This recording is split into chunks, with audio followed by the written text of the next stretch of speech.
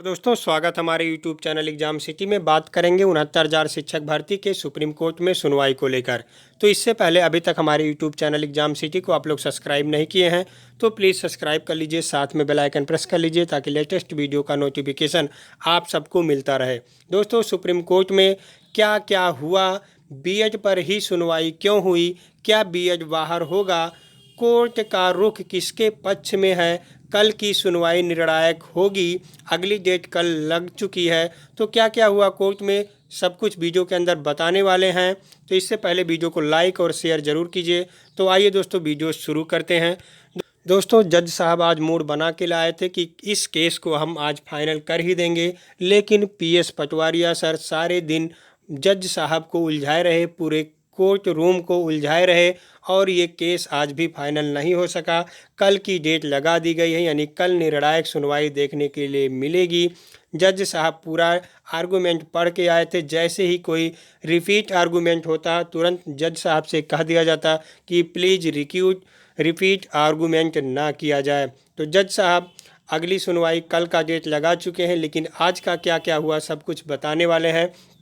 तो दोस्तों cut off और मॉडिफिकेशन अपील पर सुनवाई होना था, लेकिन शिक्षा मित्र के वकील महोदय जो सीनियर वकील हैं पीएस पटवारिया सर, वो बीएड को बाहर करने के लिए बीएड को टारगेट करके बीएड पर बहस करते दिखे। ज़्यादातर बीएड को ही टारगेट किया उन्होंने।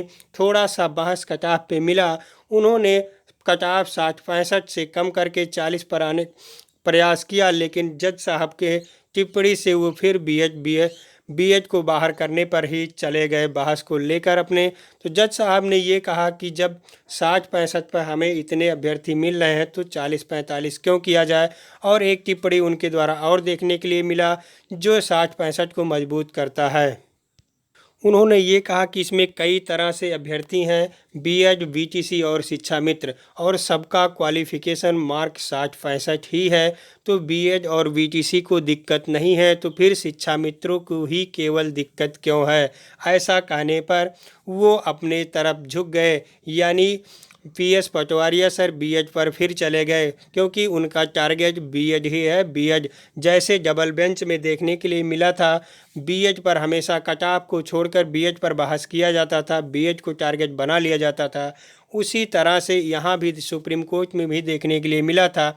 वो मुहावरा यहाँ सही साबित होता है कि आए थे हरिभजन को ओटन लगे कपास, यानी आए थे कट ऑफ और मॉडिफिकेशन जो रिजर्व किया गया 37,339 सीट पर बहस करने, और चले आए बीएड बाहर को लेकर।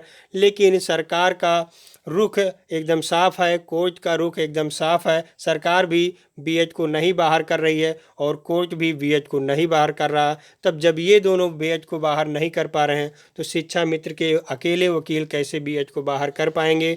सरकार के तरफ से एनसीटीई की तरफ से बीएड को मान्यता दी गई है और पीएस पटवारिया सर ने कहा कि बीएड वैलिड नहीं है, इसमें वो 6 से ऊपर पढ़ाने के लिए है, प्राइमरी में पढ़ाने के लिए नहीं है। तो जज साहब ने कहे हाँ ये बात सत्य है कि 6 से ऊपर पढ़ा सकते हैं, लेकिन इनको ब्रिज कोर्स 6 महीने का करा करके ये प्राइमरी में भी एलिजिबल हो सकते हैं, क्योंकि बीएड ना होने से सीटें खाली जा रही थी, इसलिए बीएड को इसमें शामिल किया गया। वैसे सत्य बात है 68,000 में 68,500 की जो वैकेंसी थी उसमें बीएड के ना होने से सीटें खाली रह गई थी 22,000 सीटें, और उस पर भी बहस यहाँ होना था, लेकिन उस पर बहस देखने के लिए नहीं मिला। 22,000 जुड़वाने के लिए भी बहस था, कई मुद्दों पर आज बहस था, लेकिन मेन मुद्दा जो बना आज का बहस का वो बीएड टारगेट किया गया। बीएड पर ही ज़्यादा बहस देखने के लिए मिला।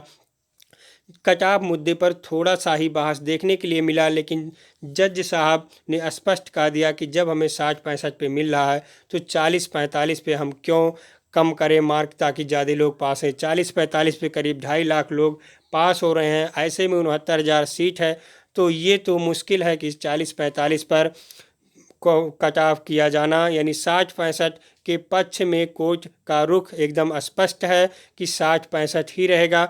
वहीं बीएड बाहर नहीं होगा। इस बीएड के पक्ष में भी ललित सर एकदम स्पष्ट दिखे। जैसे डबल बेंच में पंकज सर दिख रहे थे, वैसे यहाँ ललित सर भी बीएड के पक्ष में दिखे एकदम साफ। बीएड को बाहर कोई नहीं कर सकता, भले ही बीएड पर बहस सारे दिन किया जाए। तो ज़्यादातर बहस जो था वो बीएड पर देखने के लिए मिला, बीएड को टारगेट किया गया। अब कट ऑफ मुद्दे पर सुनवाई क्यों नहीं हो रहा, बार बार जज साहब से कहा गया। जज साहब ने कहा कि बीएड को टारगेट ना किया जाए, वो वैलिड है। केवल आपका जो मॉडिफिकेशन अपील पर है, कट ऑफ मुद्दे पर है, उस पर सुनवाई होगी। और बार बार ये कहने पर पटवारी शर्म नहीं माने, वो एकदम उसी तरह डबल बेंच की तरह बीएड मुद्दे पर ही बहस करते दिखे।